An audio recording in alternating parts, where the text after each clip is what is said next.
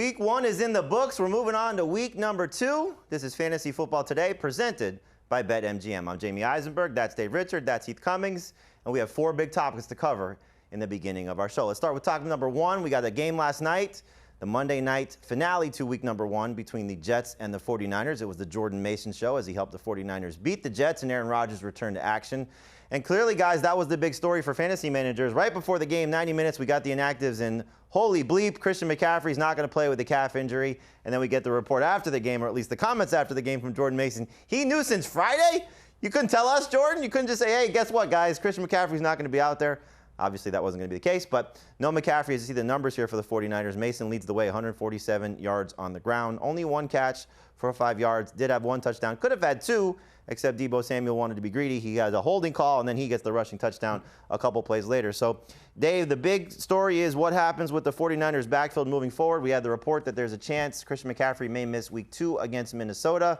That makes Jordan Mason what to you in week 2? I think he is in the conversation of a top 15 fantasy running back. I think that if he's going to be the feature guy for the 49ers and the way that he looked, not just in this game, but go watch his snaps in the preseason. He looked just as good then.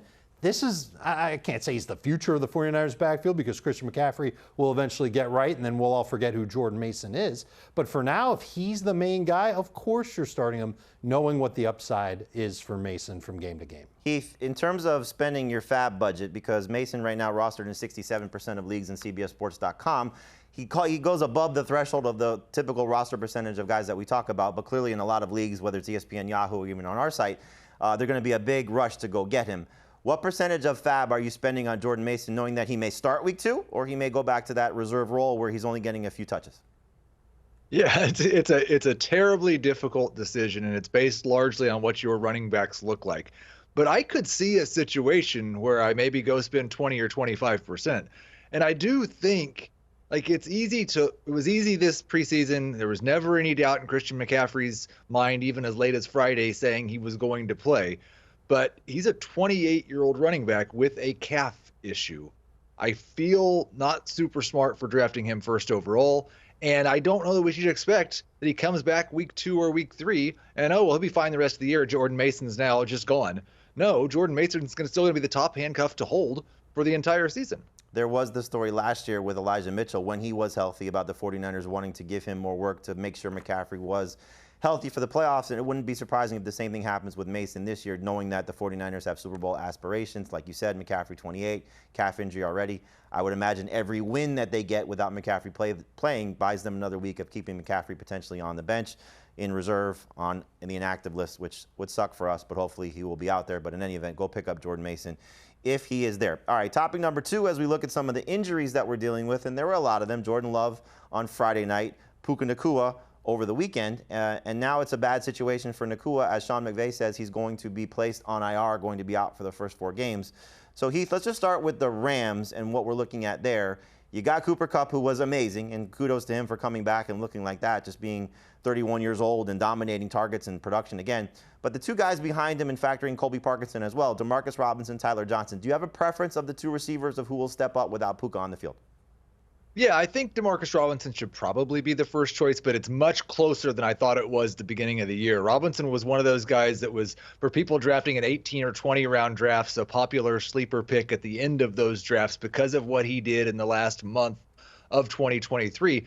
But I was really surprised to see not only Tyler Johnson have the same number of targets in week 1, but look really good in that offense. And I think it's important to remember, like, both of these guys need to be added because they're behind a 31-year-old Cooper Kupp who's had all kinds of hamstring injuries. Like, it could be these 2 as the top 2 wide receivers at some point in the next month. Yeah, Robinson last year, his last 5 regular season games, didn't play in week 18, 13.2 PPR points or more, and that was with Nacua and Cooper Kupp on the field for the majority of that stretch, but Kupp probably not at 100%.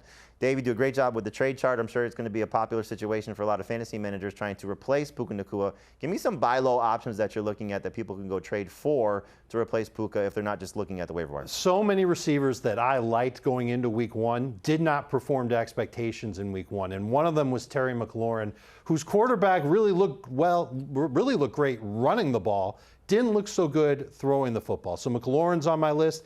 I think Amari Cooper makes some sense as a buy low. Remember, you're not going to offer what their value was a week ago. They didn't have good games. You should expect them to bounce back. You're going to try and get them on the cheap. Christian Kirk makes the cut. And Keenan Allen might not even be at 100%, but you can't overlook the targets that he had in week number 1, the near touchdowns that he had in week number 1, and the fact that rookie Rome Odunze is now week to week.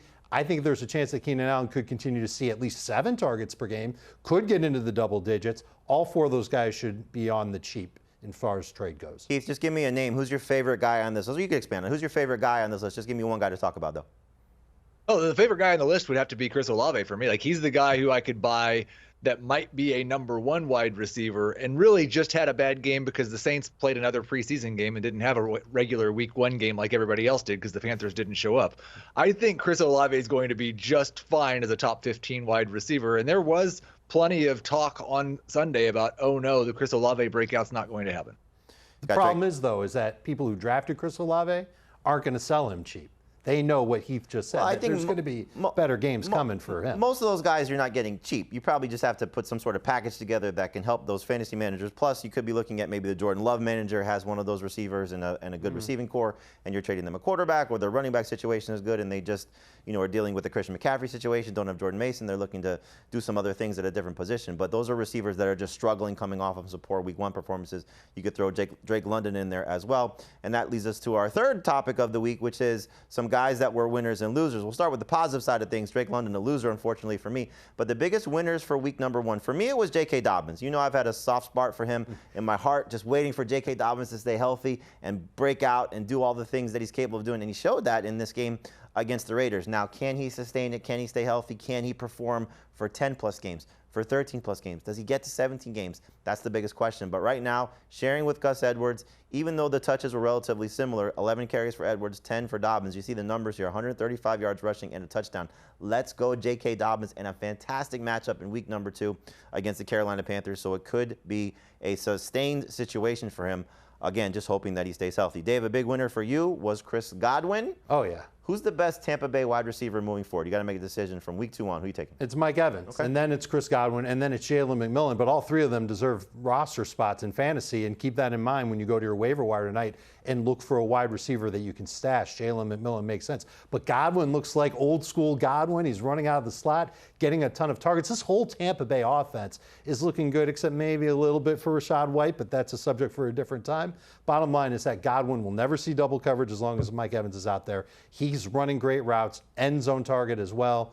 Definitely a top 15-ish type of fantasy receiver. I'm sure PPR managers will be happy with the 6 for 75 for Rachaad White, so that's something that at least he gave you that, despite the 15 carries for 31 yards. Heath, a big winner for you is Jerome Ford, and not the best performance for the Browns, but Ford still showing that he's going to be the lead running back for the Browns until Nick Chubb returns.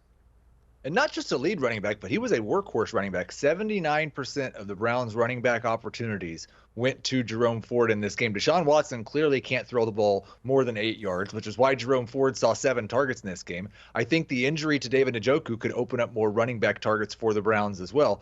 This was a terrible game script against a very good defense, and he comes away with 18 touches and 18 PPR fantasy points.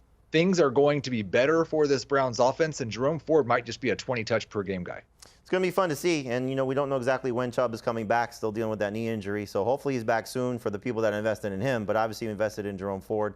Should be a really good situation, and week 2 matchup is not exactly horrible, so we could see Jerome Ford having another productive day.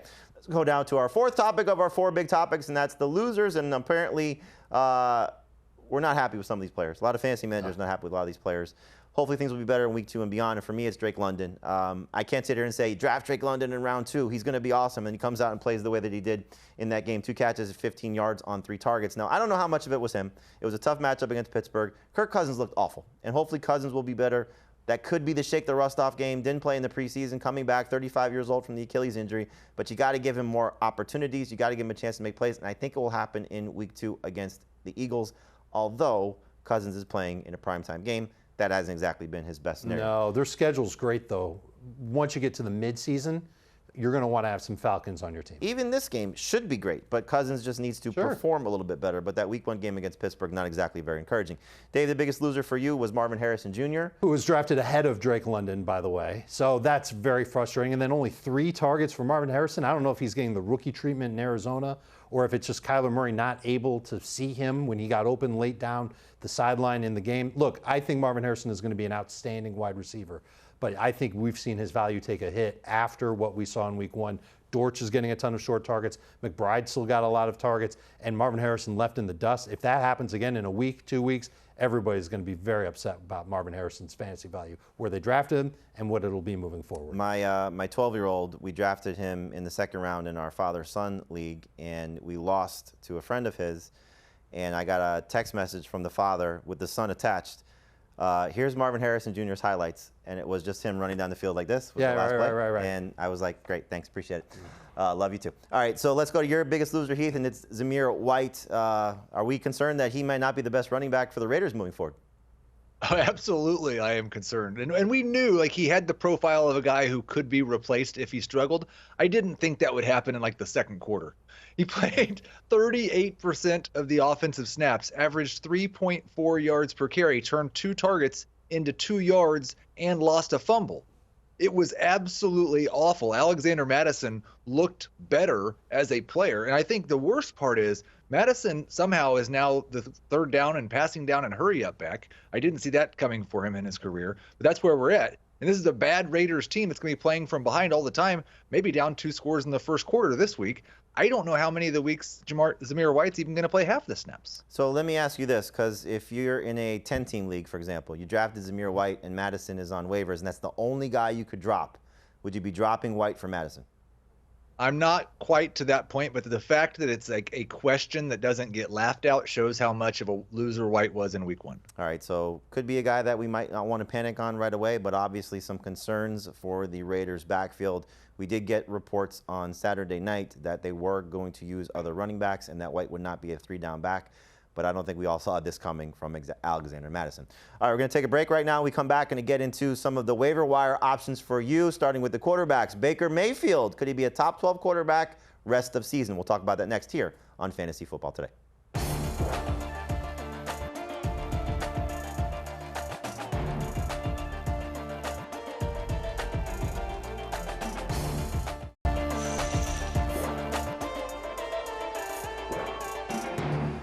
Welcome back to Fantasy Football Today, presented by BetMGM. I'm Jamie, that's Dave, that's Heath. It's Tuesday, it's waiver wire day. A lot of you making moves to tweak your roster, hopefully not having to replace too many injured guys. And please, again, don't panic. Some of these players obviously struggled in week 1. Hopefully, they will be better in week number 2. Let's start with the quarterbacks here. Here are the quarterbacks that we're looking to add. And we talk about players that are rostered in fewer than 65% of leagues. So, for example, if Matthew Stafford is available and you like Stafford better than any of these guys, he might be available in some 10-team leagues. So here are the quarterbacks that we're highlighting in the column. You can read more about all these guys in CBSSports.com. Baker Mayfield, Justin Fields, who appears to be the starter for the Steelers heading into week 2 against Denver, Geno Smith, Derek Carr, and Sam Darnold. You could also look at Malik Willis in Superflex and quarterback leagues because he is expected to start for Green Bay as they take on the Colts in week 2 with Jordan Love dealing with that knee injury. So Dave, Baker Mayfield, he's been on fire. Going back to last year, his last 8 games, including the playoffs, 7 of them, 20 or more fantasy points, 3 games in a row, again, including the playoffs, over 300 yards passing. Is this legit? Is he sustainable? Can you start him rest of season? I think there's a really good chance. Obviously, things can go wrong, like the offensive line getting bad or one of his receivers going down, but I don't think it's going to be on Baker making mistakes. I don't think he's going to regress.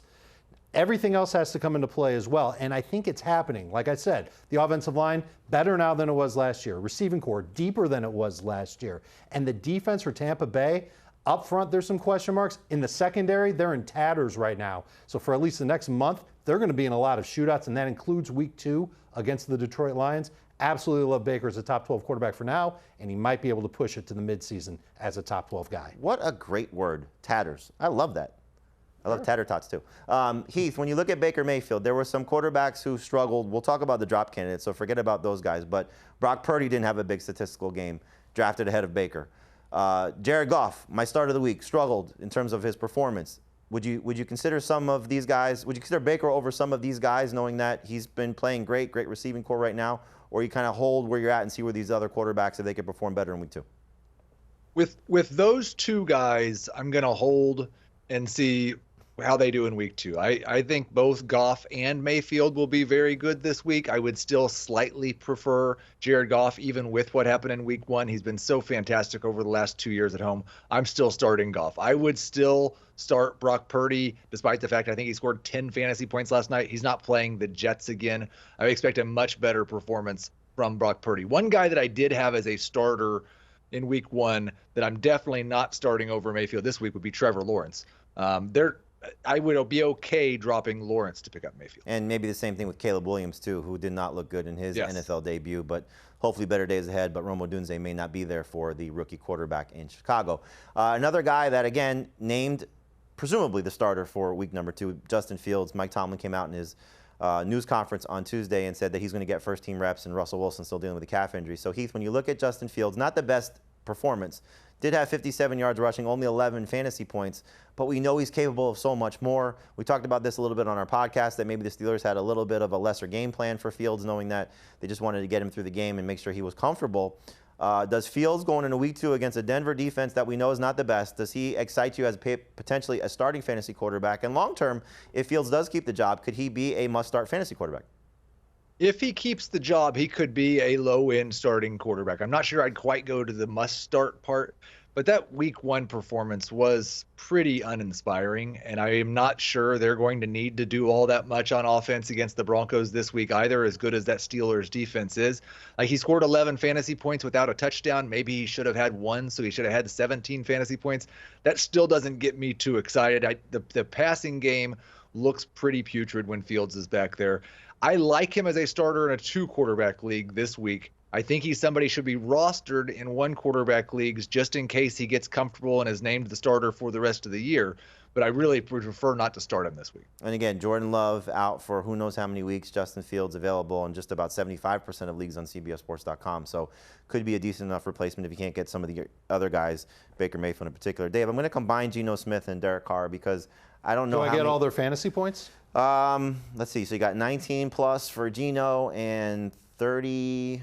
That'd be better than even 27, Mayfield. 27 for Derek Carr. Yeah. It would be nice to combine those guys. If you had them in a 2-quarterback or superflex league, you'd be pretty happy. So yes, I would. 2 veteran guys that weren't drafted in most leagues and coming off of differing performances. Geno, again, sub 20 points, but looked okay. Got a rushing touchdown. Derek Carr was awesome. Only 23 pass attempts, but 200 passing yards and 3 touchdowns. Who do you prefer moving forward? Start with week 2. And then rest of season if you had to pick one. So I think I'm going to prefer Geno both for week 2 and rest of season, just because I like their weapons both, but I think that it's a little bit better for Geno in Seattle than it's going to be for Derek Carr in New Orleans. And we've been around the block with Derek Carr. We know that this game that he had last week was good, and we know that the offense is going to be just better schematically. But I don't know if he's going to be able to go out and reliably produce north of 18 fantasy points per game. I think Geno can get to that point. So Geno's the quarterback that I would prefer of the 2, but they're both kind of matchup-based quarterbacks. You want to play them when they've got favorable matchups. This week, I'm not sure if either one of them has a favorable matchup. I will take Carr for week 2 just because I think he's going to have to do more. I don't think that Geno Smith is going to have to do a lot. And I don't think that we gave this Patriots defense enough credit. We definitely did not. They did a great job in limiting the Bengals and Joe Burrow. A lot going on there. No T. Higgins. Chase, was he going to play? Was he not going to play? But Carr did this. Again, it was a layup, as Heath said. It was a preseason game for them. But if he's throwing the ball 40 times with this new offense, could be a shootout potential against the Cowboys because they're going to be chasing points. So I'll take Carr for this week, but I would take Geno long term. Heath, Sam Darnold surprised us. You know, I don't think the numbers were overwhelming, but got Justin Jefferson the ball, touchdown to Jalen Naylor, did have the unfortunate interception. It was against the Giants, much tougher competition against the 49ers. Nobody's starting him and probably not picking him up in 1-quarterback leagues, but in 2-quarterback super flex leagues, are you encouraged by Sam Darnold now, and how do you feel about this Minnesota passing game moving forward? I was encouraged, but again, I don't think it's that much different than what the Saints faced. Like that Giants secondary was really bad. There were a lot of opportunities available that won't be there this week against the 49ers. You're starting Darnold in a 2-quarterback league this week, and he should be rostered, and you should feel good to have him on your roster. But I think he's probably most weeks going to be in that QB 20 range would be my expectation. Now, I think this technically counts as a revenge game for him going against the 49ers. Yeah. So if he performs as well this week against the 49ers as he did against the Giants last week, we're going to have to throw everything I just said out the window. We're going to view Sam Darnold as a top 15 guy. Dave, just piggybacking off that real quick because of the trade chart. If you're the Justin Jefferson manager. Okay. And Darnold looked like this, and Jefferson scored. Sure. Would you be trying to maybe turn Jefferson, if you could, into 2 receivers? Let's say you drafted Jefferson and did a hero wide receiver build, or just didn't build up your receiving core. Would you try to turn Jefferson Or I have Jefferson and Nacua, maybe. Jefferson and Nacua. Would you try to turn Jefferson into an Olave-Harrison combination? Or would you rather just ride it out with Harrison? I'd rather ride it out with Jefferson, and you're making that sound like that's a bad thing. But Justin Jefferson should end up being one of the best receivers in fantasy. Even with Sam Darnold as quarterback, we saw that in an easy matchup, Darnold is still able to get him the football. And Darnold in these other matchups, they're not going to be able to run the ball that much against San Francisco. So it's going to come down on Darnold, kind of like what you said with Derek Carr going up against the Cowboys. He's going to have to throw more. When that happens, especially with Jordan Addison banged up, I don't know if he's going to get to 21 targets like Cooper Kupp got to, but Justin Jefferson's going to get a lot of targets. That guy's staying on my fantasy. No, I don't disagree. I'm just posing the question because you got 2 top 12, top 15 caliber receivers that struggled, and you might be able to enhance your receiving core a little bit by giving away the best player, which we never like to do, but could be something to consider just in fact that Darnold did struggle a little bit. And then just again, one more note, Malik Willis going to start for the Packers. 2 quarterback superflex leagues. He's rostered in 1% of leagues. Go pick him up just to see what happens. It's probably going to be ugly, even against the Colts, but Malik Willis should be rostered in those formats. The drop candidates that we're looking at this position, we're going to run through this quickly because there's 3 guys that sort of fall in the same line. You got Kirk Cousins, Aaron Rodgers, and Deshaun Watson. Heath, when you look at these 3 guys, all coming off injuries, all looked awful. For Watson, could be the offensive line. For the other 2 guys, the Achilles injuries. Which of the 3 do you have the most faith in moving forward? Cousins, Rodgers, Watson? I wouldn't use the word faith, but hope, I would say, is Aaron Rodgers, just because it had been a lot longer since he'd played a full football game than the other guys. And I'm more certain about the weapons for Aaron Rodgers in the passing game. So Rodgers would be the one I have the most hope for, then probably Cousins, and I can't find any hope for Watson. It was tough matchups for all 3 of them. So Rodgers against San Francisco, Watson against the Cowboys, Cousins against the Steelers. Hopefully, the flip side of it is we saw those other quarterbacks, Derek Carr and Sam Darnold, for example, easy matchups in their quote-unquote preseason game. These guys, first time playing in the preseason, could just be difficult matchups, shake off the rust. Hopefully we get better performances week 2, mostly for the receiving cores on their respective teams. All right, we're going to take a break right now. We come back and get into the running back options off the waiver wire. You know Jordan Mason's a star, but what about guys like Zach Charbonnet, Jalen Wright? Can they help your fantasy team moving forward? We'll talk about the running backs next on FFT.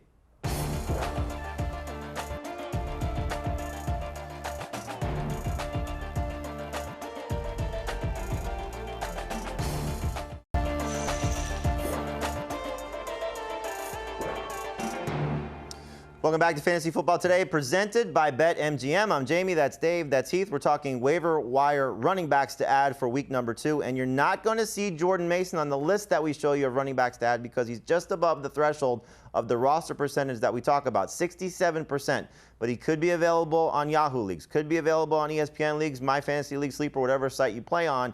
So if he's available, Heath, how much fab will you spend on him knowing that he had this dominant performance Monday night against the Jets, 147 yards rushing and a touchdown, and Christian McCaffrey still dealing with that calf injury?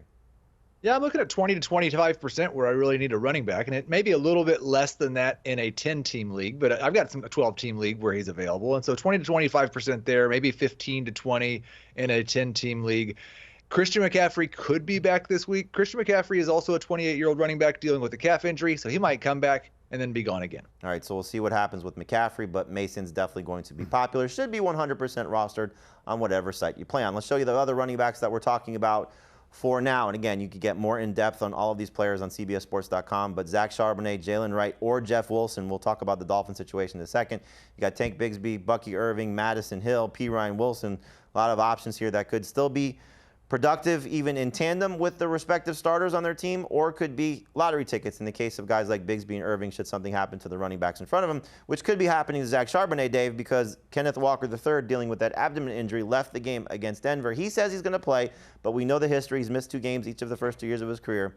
Charbonnet could be very popular, very prominent, very successful for the Seahawks. You said on CBS Sports HQ that you would have him as a top 10 running back for week 2 against the Patriots. So how aggressive are you going to be in trying to get Charbonnet? Do I have Kenneth Walker on my team? Doesn't matter. Well, if I do have Kenneth Walker on my team, I'm going to be pretty aggressive to get him. But if I don't have Kenneth Walker on my team, I'm going to admit it, I'm not going to go crazy to get Zach Charbonnet on my roster. I don't view him the same way that I would view Jordan Mason. I don't view him the same way that I would view Alexander Madison. I think that list that you showed of the running backs really a lot to be left desired. Some of those guys down the line, like Bucky Irving, stands out to me as someone that we'll eventually make a beeline for. Something will happen to Rachaad White, we'll go and we'll grab him.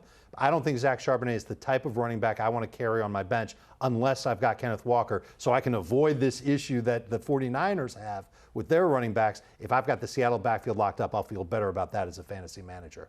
Heath, we got the game Thursday night between the Dolphins and the Bills, so we're going to get a more updated injury report than we would for most guys that we're talking to Ad about waivers, with the Dolphins practicing on Tuesday. Monday, we had the missed practice time for Achane with an ankle problem and Mostert with a chest injury, both guys banged up in the game against the Jaguars. So take me through the Dolphins backfield, because Jalen Wright certainly has more upside, but Jeff Wilson played. Wright was actually inactive against the Jaguars. Who would you prioritize if one or both Dolphins running backs were missing against Buffalo? I mean, I think if one Dolphins running back misses, it's more likely that Jeff Wilson's going to be flex worthy and Jalen Wright's just going to be the third running back. If both of those guys were to miss, then I think you're getting a split between Wilson and Wright, and I'd rather bet on Wright hitting the home run than Jeff Wilson. So I might actually prefer Jalen Wright in that scenario. I would rather have Wright on my bench as a stash if you're not thinking about week 2 and just who do you want to roster. But I do think that it's possible that if we get this Tuesday report and Mostert's ruled out, but Achane's fine, then Jeff Wilson's probably the guy to add. It would be probably Wednesday that we find out if they're ruled out. But yes, if they are ruled out immediately, clearly that helps fantasy managers making those bids on Tuesday. So keep an eye on the Dolphins practice report, because you're going to get a little bit more updated information than you would on the Seattle situation, for example, since they're not going to practice on Wednesday.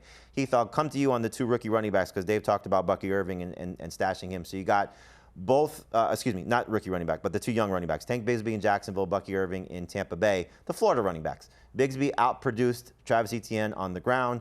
Irving outrushed Rachaad White. Which of the 2 do you prefer, knowing that they're clearly going to play in tandem with the starter, but there's lottery ticket upside for both if there were to be an injury in Tampa Bay or Jacksonville?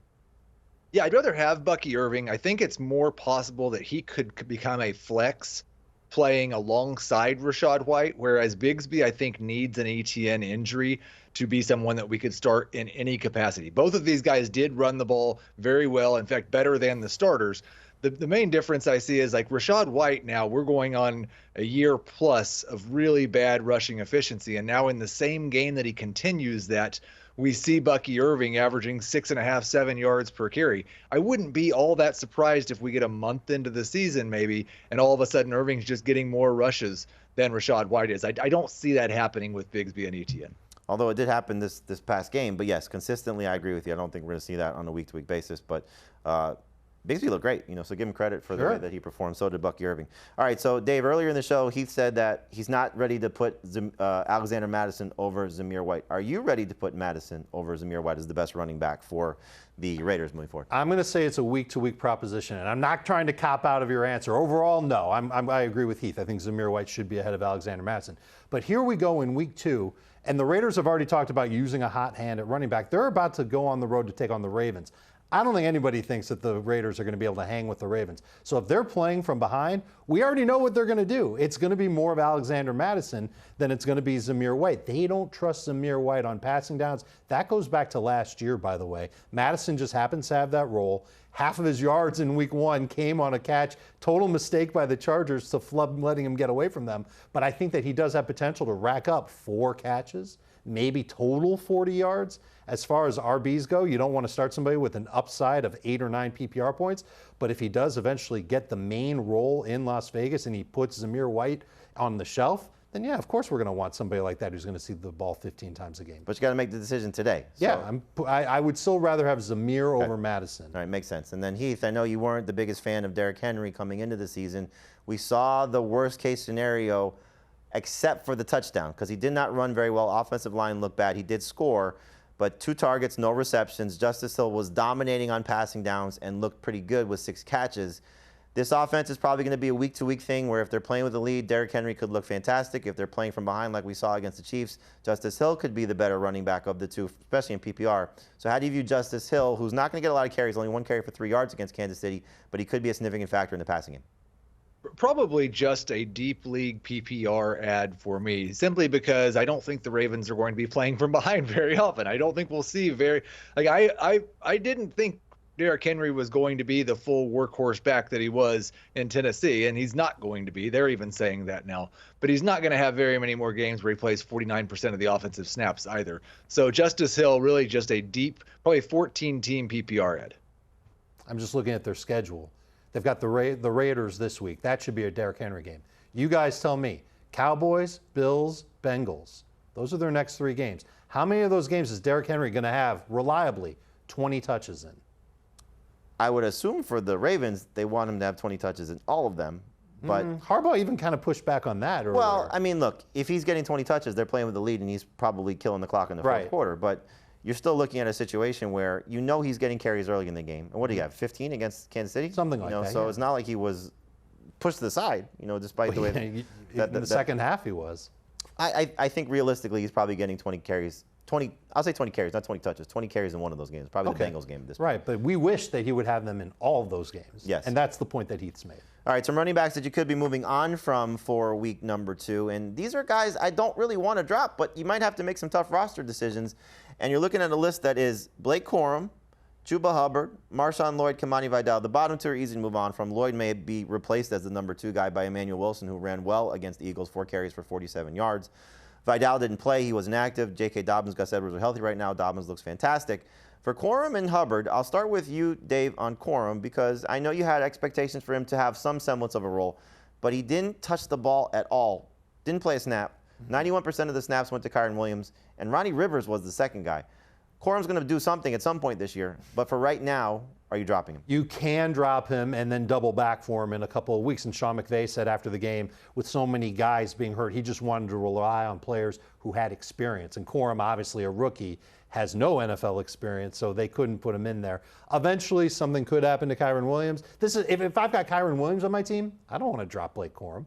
And if I've got Blake Corum on my bench, it's a lot easier to drop him to go pick up one of these other guys that we've talked about. Heath, for Hubbard, we know there's at least 3 more games where Jonathan Brooks will be out with the knee injury. That offense looked awful for Carolina against the Saints, scored 10 points, and Hubbard was sharing too much with Miles Sanders, actually had only 1 more touch than Sanders. So, again, don't want to drop Hubbard yet, but you might have to make a tough call. Where does Hubbard fall on the drop list for you?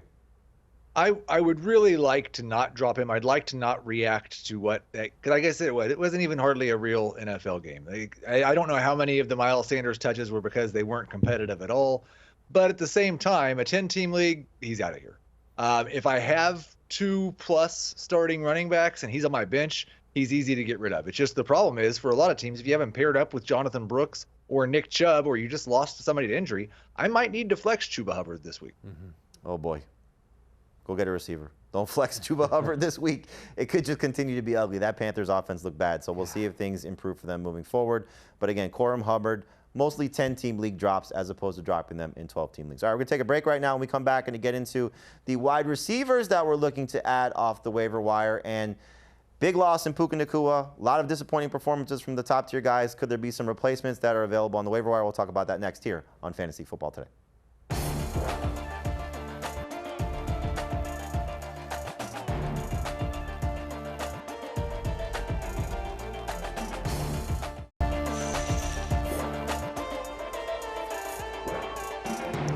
Welcome back to Fantasy Football Today, presented by BetMGM.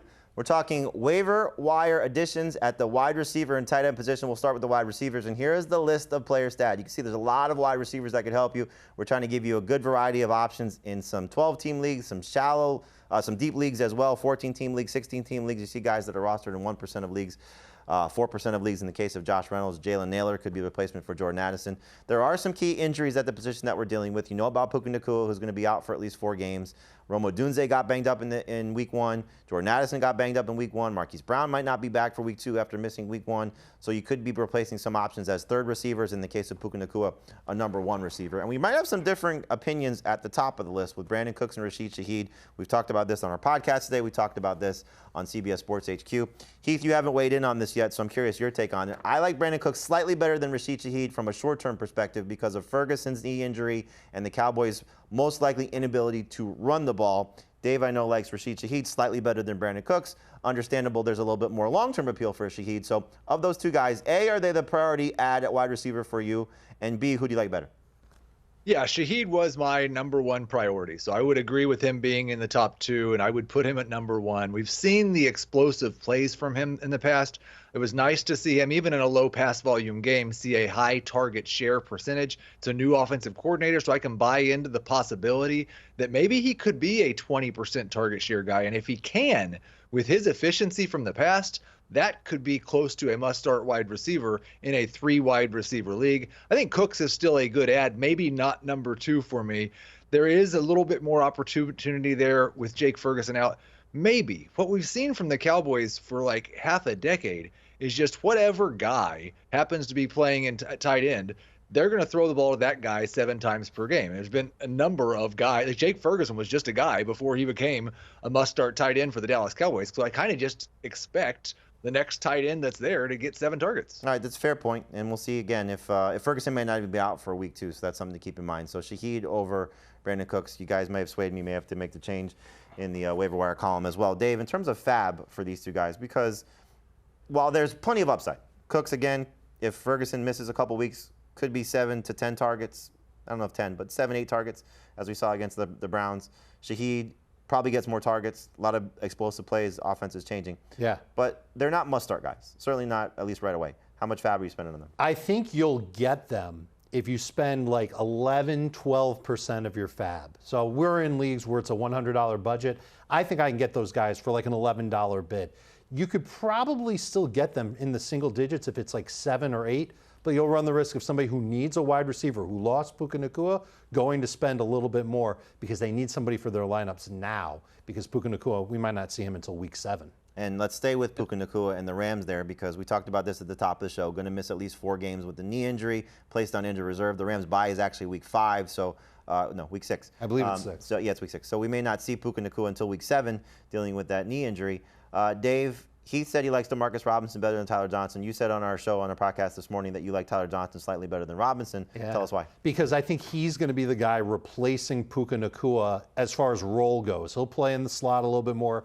He'll run a lot more in-breaking routes, a little bit more versatile, and potentially a lower ADOT for Tyler Johnson than Demarcus Robinson. I thought like Heath yesterday, because I recognize that Demarcus Robinson, you said it earlier on this show, Jamie, he had like a 5-game stretch of getting at least 13 PPR points. But he's got this specific role in the Rams offense where he's going to play on the perimeter, and he's not going to be the number 1 or number 2 guy in terms of targets. At least that's not the plan. And I think Tyler Johnson just steps into that Nacua role.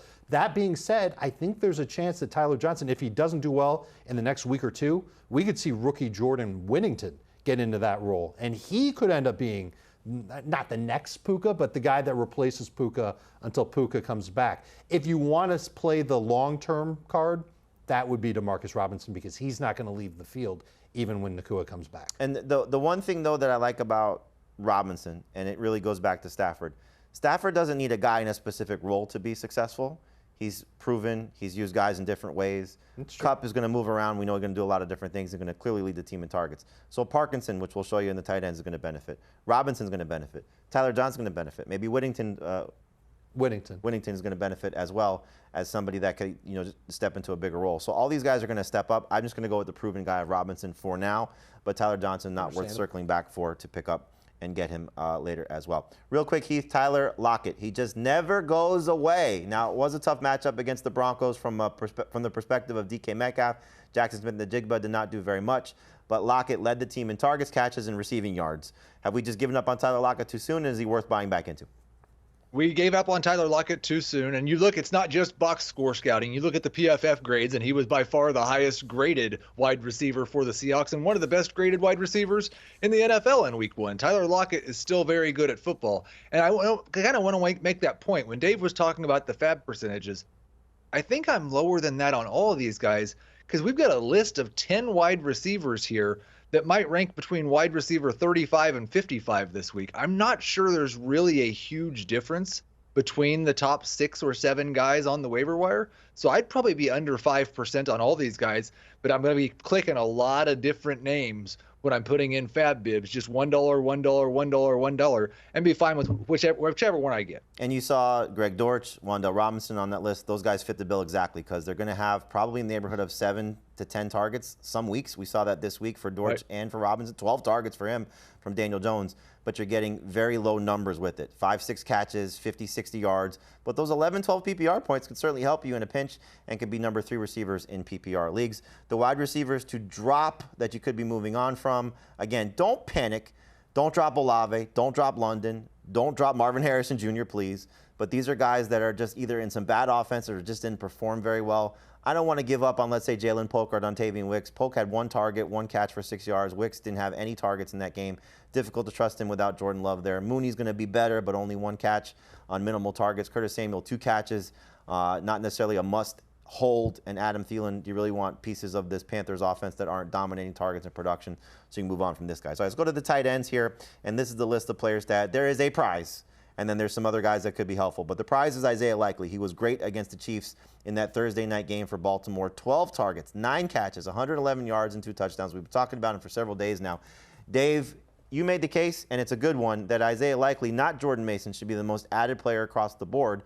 How much fab would you spend on Likely, knowing that he could be the best tight end for Baltimore? Be a little bit surprised, but he could. That would be surprising. Could be a top 10 tight end for fantasy managers. Maybe not the case, but again, could. That would actually be less surprising. But is likely to be sustainable for fantasy managers rest away. I see what you did there. And yeah, I view him as the number 2 receiver in Baltimore. And we talked about their schedule this week. I think it's more of a running back week for the Ravens. But the 3 games after, they're going to need Isaiah Likely as a target, especially if teams try and take Mark Andrews away again, knowing that Andrews is the target that Lamar Jackson has preferred for like the past 5 years. So if that's going to be the case, he's going to see 6, 7, 8 targets. And if he gets something like that, that's awesome for a tight end. There were only 3 tight ends in week 1 that had more than 6 targets. It's unbelievable how small that position came up in week number 1. Likely was a difference maker in that regard. Heath, give me 20 seconds on the Saints tight ends. Taysom Hill didn't do much, didn't have to against the Panthers. Juwan Johnson gets a little bit of a boost with Foster Moreau dealing with a head injury. Which of those 2 guys do you like better, and can both be starting options moving forward? So Taysom Hill is a starting option in a non-PPR league because of what he does as a rusher. He's a borderline guy in a half PPR league. I don't really think that Taysom Hill is going to matter consistently in a full PPR league. I am more interested in Juwan Johnson for as long as Foster Moreau misses time, and hopefully Johnson performs in a way that to where when Moreau comes back, he doesn't matter that much. I'd rather start Johnson in full PPR this week than Hill. All right, we're going to take a break right now. We come back and to get to your questions. Thank you for sending them to us on Twitter, X, using the hashtag AskFFT. Your mailbag next here after the break.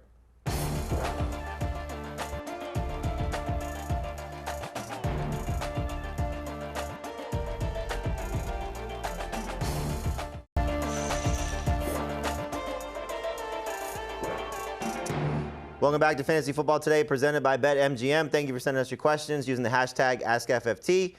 Out of the underwhelming first, second round picks, who are you most concerned about, Dave? So you got Olave, London, Harrison. I think that's probably it from the receiver perspective. The running backs, maybe Etienne, maybe Henry. Who concerns you the most? You didn't say the one that's really the most concerning, and that's Christian McCaffrey. We know he's hurt. Okay. The guys who didn't play well. He said underwhelming, underperforming. Well, he didn't play. He got me a 0. Give me a We don't receiver. know when he's going to be back. Marvin Harrison. Marvin Harrison. Next question. Sell high on Saquon, Heath? Oh, good question for you. It is a great question for me. Only if you can get top 4 running back value. All right, so turn Saquon into McCaffrey if you can. Next question. Rank these handcuffs. Corum, Chandler, Davis, Irving.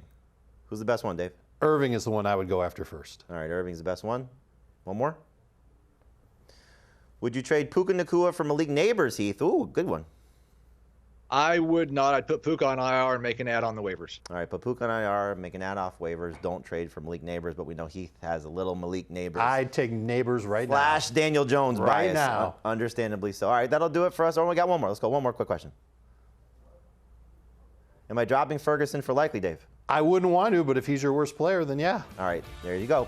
Thanks for watching Fantasy Football Today. Make sure you check out all of our coverage and our podcast, Fantasy Football Today, wherever podcasts are found. Scan that QR code. We're helping you dominate your fantasy leagues.